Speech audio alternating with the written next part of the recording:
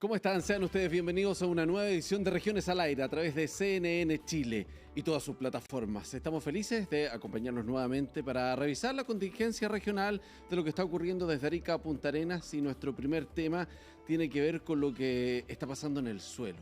En la región de O'Higgins, particularmente desde el 1 de junio, hay una seguidilla de sismos.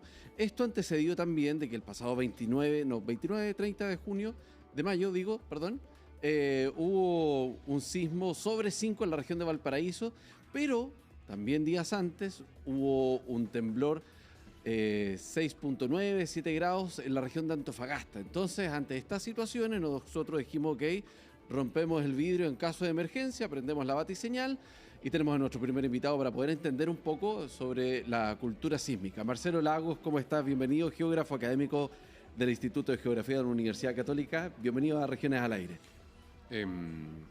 Todo bien, Ricardo, gracias por la invitación. Aquí atento, ¿cómo puedo colaborar? Marcelo, partamos sobre lo básico en por rigor, favor. que pareciera que puede que no lo entendamos. Cultura sísmica. ¿Ya? Sí, Chile es un país con cultura sísmica, no nos movemos, tenemos esa, pareciera que es como una característica positiva de no asustarnos con los temblores. ¿Qué es la cultura sísmica? Bueno, es una buena pregunta. ¿Qué es la cultura sísmica? De alguna forma se ha construido un imaginario que se conecta con la recurrencia de estos eventos que marcan la historia, las vidas, porque evidentemente los terremotos, a diferencia de otros procesos de la naturaleza, nos conmueven, atraviesan los cuerpos, depende de la duración, ciertamente es cómo me afecta, ciertamente yo puedo ser muy valiente aquí en prensa como periodista, ciertamente Sí. enfrentando las cámaras con el movimiento, pero todo va a depender evidentemente de la intensidad, de cómo se mueve el suelo. De alguna forma, esa recurrencia, que tengamos el terremoto más grande del mundo registrado instrumentalmente, ha hecho que hablemos de una cultura sísmica, conductas de autocuidado. Tenemos hasta un copete que se llama terremoto, ciertamente. Claro. Pero yo creo que es una muy buena pregunta. ¿Qué es la cultura sísmica? Yo asumiría o deduciría o hipotetizo de que la cultura sísmica son conductas de autocuidado, son comprender los procesos de la naturaleza, comprender que habitamos uno, sino el país más sísmico del mundo, saber cómo se producen, saber que no se pueden predecir, y de alguna forma, si vamos haciendo un checklist, muchas de esas cosas en rigor no las tenemos. Por ejemplo, ¿cuáles? Creo saber una, quizás el kit de emergencia. Yo creo que todos sabemos qué es lo que es un kit de emergencia en una situación de un temblor, terremoto fuerte. Una aclaración, aparte, perdón el paréntesis. Dale. El temblor ya no va, es siempre terremoto, ¿no? No, temblor siempre va. ¿Sí? En la práctica en Chile se usa temblor para algo que no produce daño ni víctimas. El terremoto se asocia con daño y víctimas y ha sido así construido, la ley también está así, por lo tanto está ok. En el resto del mundo, terremoto, no hay problema. Si nos entendemos, está perfecto. Perfecto. Ahora sobre la pregunta, el kit de emergencia para estos casos pareciera que es algo que no tenemos todo en la casa. Sabemos que deberíamos tenerlo, sabemos que debe componer, pero ahí tenemos un checklist donde no está el ticket. En parte sí, yo diría que, pero la pregunta yo la redirigiría hacia ¿por qué no? ¿Por qué tenemos este discurso, ¿cierto? Esta cosmética necesaria para convivir en contextos de emergencia, pero en la práctica no lo tenemos ese kit? Y eso va y se conecta con estas garantías que nos da la gobernanza sísmica en Chile. O sea, llevamos casi un siglo, ciertamente, de aprendizajes, de fortalecimientos, de normas, de reglamentos, de estándares de diseño y construcción que hace que nuestras estructuras en general no colapsen, no maten gente, y por lo tanto esa seguridad, esa tranquilidad se conecta también con esta ilusión de invulnerabilidad, que no me va a pasar nada, que las cosas mañana van a estar bien, que el agua va a llegar, que la electricidad va a llegar, que el tren, que el bus, que el metro va a funcionar. ¿Para qué el kit, entonces? Y de alguna forma eso yo tengo una impresión, y esto es una hipótesis ciertamente, de que es como un arma de doble filo, de alguna forma nos relajamos.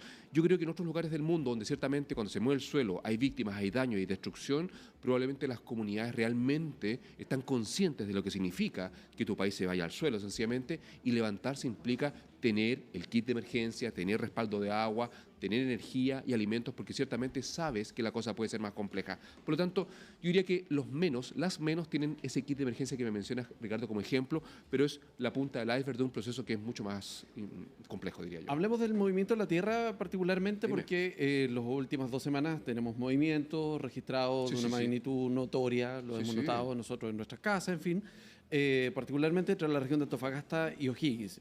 Sin embargo, vemos registros también en otras zonas del país.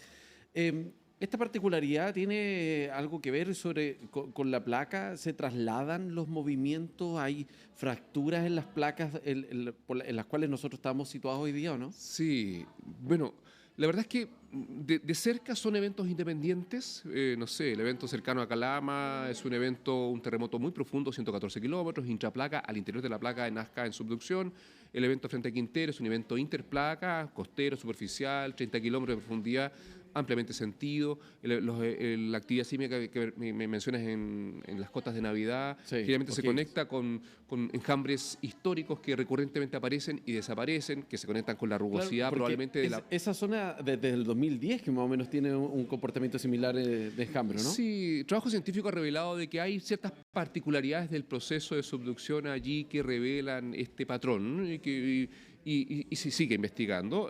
Pero lo que quiero llegar es de que mirado de cerca son eventos independientes, mirado de lejos, o sea, a una escala más como sistema, evidentemente toda la actividad sísmica en Chile está conectada y son procesos de esfuerzos que se acumulan permanentemente. Ten en cuenta que tenemos tremenda placa de Nazca que está comprimiendo ciertamente el continente, la placa sudamericana, donde está gran parte, si no casi todo el territorio chileno, y por lo tanto esos esfuerzos se acumulan y se liberan como energía. ¿Qué es una placa?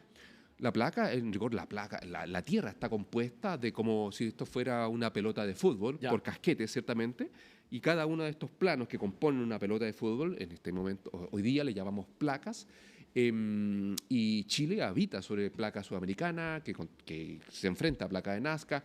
Por el sur, al sur de Taitao aparece la placa antártica, más al sur aparece la placa de Scotia. En la práctica, y donde se tocan, en las zonas de contacto de estas placas, es donde generalmente ocurre sismicidad, acumulación de esfuerzos, también volcanismo, y eso explica gran parte del territorio, nuestro paisaje, todo lo que tenemos. Estamos conversando con Marcelo Lago, geógrafo académico del Instituto de Geografía de la Universidad Católica sobre sismos en nuestro país. Y quería preguntarte, Marcelo, sobre esta frase de la liberación de energía. ¿Ya? Me pregunto yo, ¿cómo instrumentalizamos el que un sector particular de la Tierra tenga energía acumulada?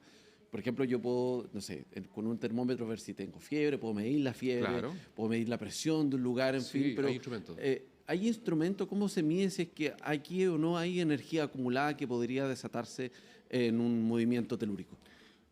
Muy buena pregunta. La verdad es que ese ha sido el gran desafío de la ciencia que trata de entender estos procesos de movimientos internos de la Tierra. Hoy día hay distintos métodos, pero uno que se utiliza y que apoya ciertamente entender cómo se está incubando o dónde existe mayor probabilidad, ciertamente, es el uso de sistemas de posicionamiento satelital de precisión geodésica. Tal como tienes un sistema de navegación en tu teléfono, ciertamente, que puede ser americano, GPS, que puede ser ruso, GLONASS, que puede ser Galileo, depende de la constelación de satélites que se utilice, eso te permite conocer la posición, ciertamente tus coordenadas, etcétera. Cuando hablamos de precisión geodésica, estamos hablando de precisión centimétrica, donde puedo ver la altitud, donde puedo ver cómo se está deformando la placa sudamericana, si se está moviendo vertical y horizontalmente, etcétera. Y hoy día, gracias a estas tecnologías, se puede entender cómo se está deformando la corteza. Y eso permite inferir cómo se acumula energía, por ejemplo, en la zona de acoplamiento intersísmico entre la placa de Nazca y la placa sudamericana.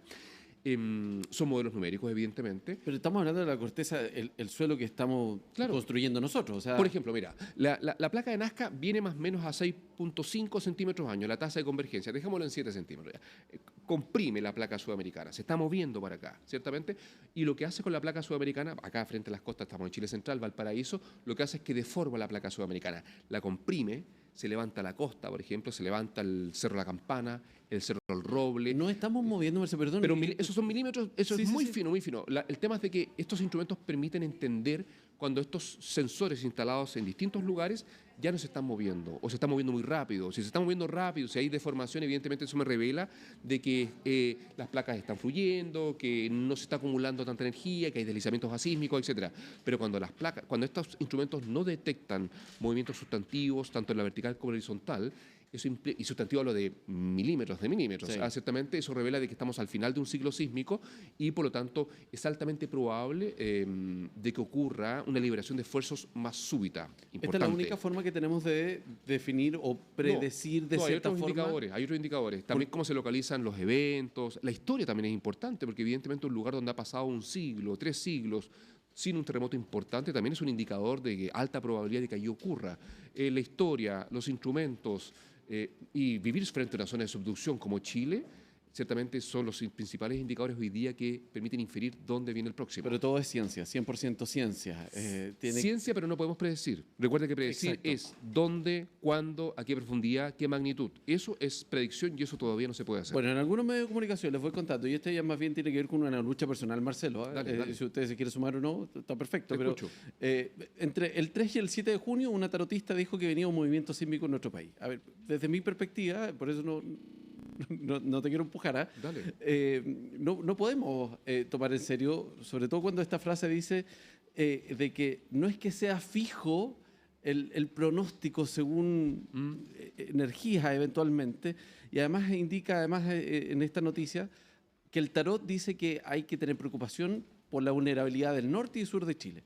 Entendemos que Chile completo es vulnerable. Sí. Y hay que ser serios también, porque esto podría eventualmente generar una alarma en la población innecesaria. Sí. Los instrumentos para poder indicar que viene un temblor o no, o que podría, sin la precisión, lo tiene más bien la ciencia y no las cartas. Claro, bueno, la verdad es que el mundo del tarot es un mundo paralelo a esto. Sí. Aquí, en la práctica, lo que hay que tener claro quien habita el territorio chileno es de que la probabilidad de un terremoto 7.5 siempre es alta, sin ningún problema, en todo el territorio, sin ningún problema, y no hay que ser mago, ni tarotista, ni nada para entender que eso puede pasar. Por lo tanto, es una conducta de vida, es un aprender a convivir con una amenaza sísmica que es latente y que puede ocurrir en cualquier segundo. Uno, que vaya a ocurrir de aquí a 3 días más, como no, la verdad es que es como que mañana va a salir el sol. En la práctica eso sí va a ocurrir, el terremoto va a venir igual.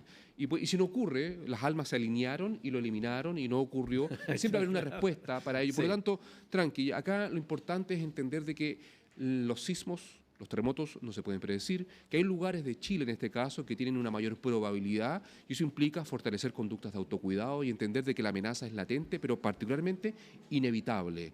El terremoto sí o sí va a volver.